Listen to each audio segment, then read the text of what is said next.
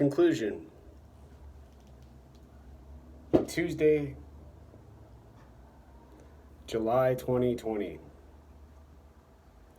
I called to cancel my appointments and stop the posturing and the dominance. Attempting to stop the abundance of breasts and fat and huffing on the phone, puffing on the phone, knocking on my door with their badges and their guns.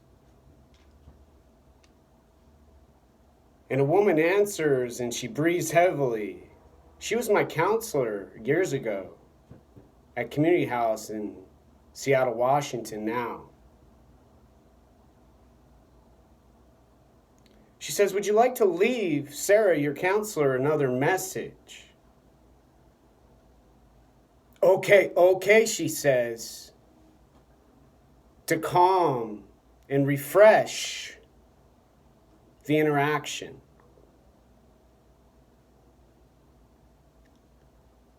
So I speak and she speaks and I spend minutes on the phone. My chest hurts now. My face feels like someone scratched the surface and the skin. My stomach feels like vomits waiting to explode out of my esophagus.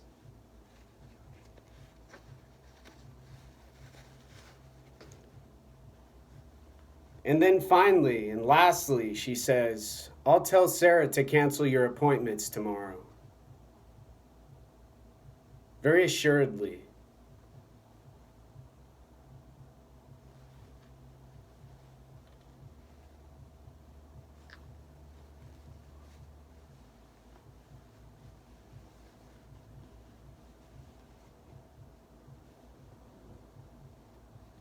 But kept insisting to leave another message, to leave a fifth message to prepare for the punishment and to find out what's next.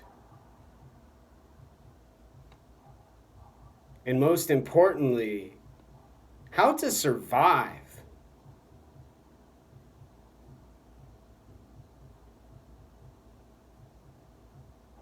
I go downstairs and I see if my mom's FedEx from Laurel, somewhere in Missouri, I think. And there's only women. There's women in the office. There's women who are counseling me. There are women who control the daytime treatment center they have, where they get those mentally well.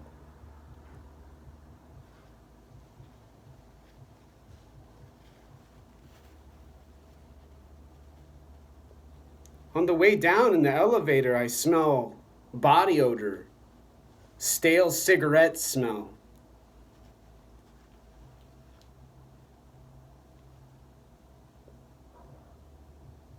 And now I can't sew. Now I can't finish the task I was doing with my hands because I'm told when I do this with my head, I'm being wrong. And when I speak this loud now, I'm causing a problem now.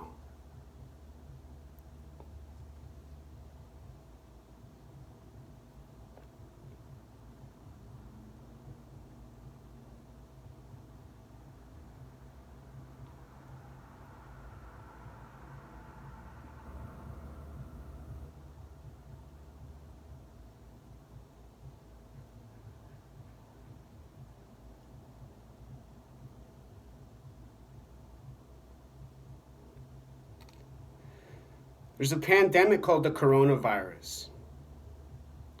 I've had fever, I've had chills. I still don't have a taste in my mouth. I still have no appetite. The paramedics in the EMS recommended not to go to the ER room for lack of fever. I said, well, should I quarantine just to be safe? And they confusingly moved their heads and said minimal response. Take it easy. Eat some food, they said. Men. All men. Male. Tall. Like the police. Men. Men coming to tell me. Women saying how to behave.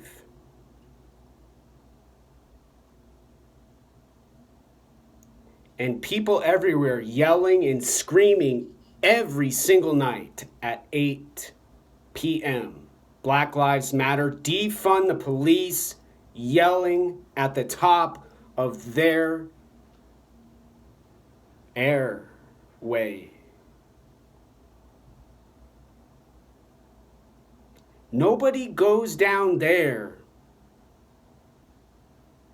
dials 911 and says they're afraid. But someone in distress who's confused and misdirected, who's got facial hair and a stare from eyes used to read textbooks for medical school and pediatric neuropsychiatry, quantum wave mechanics, synchronization math are too much for the woman from Minnesota who has a service animal.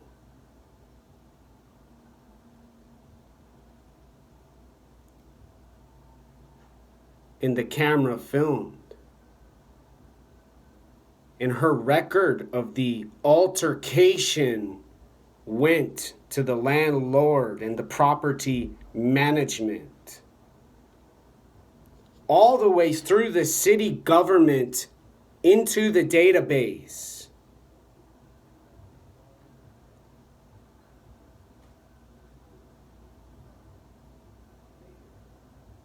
And while I sweat, she smokes.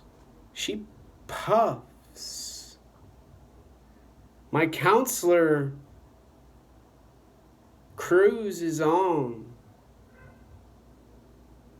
And their friends and their lovers and their best buddies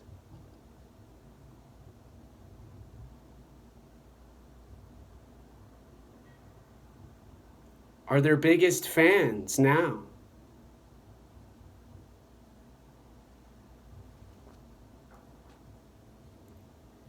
The tone and the dialect of the language start to get totally outrageous. People make movies that scare people with the kind of words that start to occur after getting this far into a failed attempt at life. Not from some decision for some purchase from somebody who had 4 girls on their shoulder and a bag full of marijuana and some pills. And a needle dispenser on their pants pocket. From a chordoma surviving cancer patient who doesn't have a family to live with in a place where they actually hire people to work jobs and make money. Where the dreams and the goals and the aspirations aren't delusions. and craziness. And the beeps and the pings and the dings aren't paranoid and don't make paranoia. And have had to live in this world in Seattle, Washington, in Greenwood,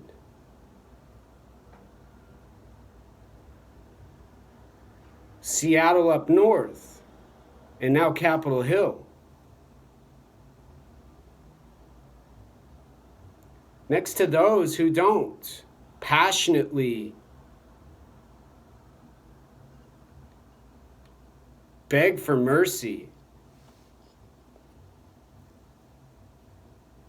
Next to people who are okay getting money and being free in the confines of the provider now.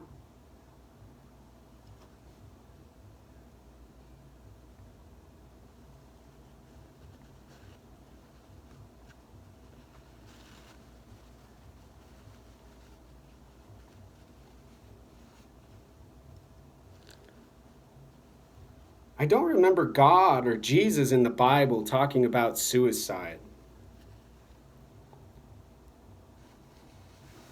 And I always thought with my All for One, One for Love campaign with the United States Veterans Administration Hospital, the VA, would end with joy and celebration from what I've been able to learn from a shaman, a Tibetan elder, Zen Buddhist monks, Tibetan lamas, hippies who gave up drugs and hallucinatory nirvana to sell bamboo, to make pottery and decorate banks in America now. But instead, I'm faced with a group of men and their privilege with their balls, the women in their social Facebook, Twitter world, online on the internet world, and their makeup.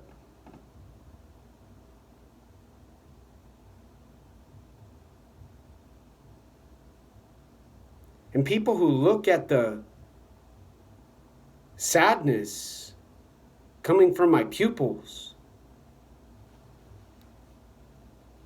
and want to feed me Zoloft and Prozac.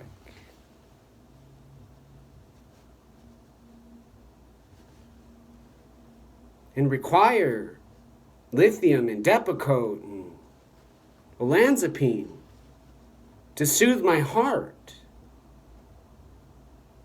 and calm down my mania, my frustration, and my out of control behavior.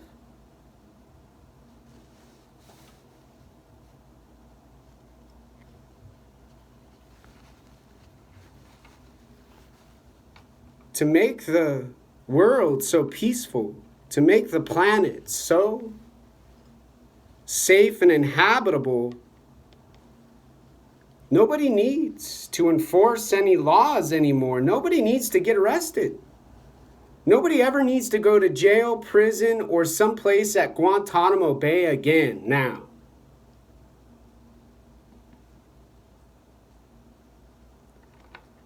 Some boyfriend of a woman doesn't have to go and interrogate a murderer, a killer,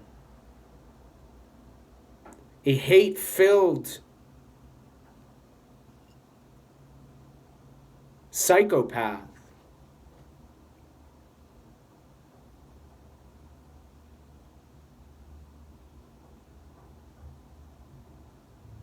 Now,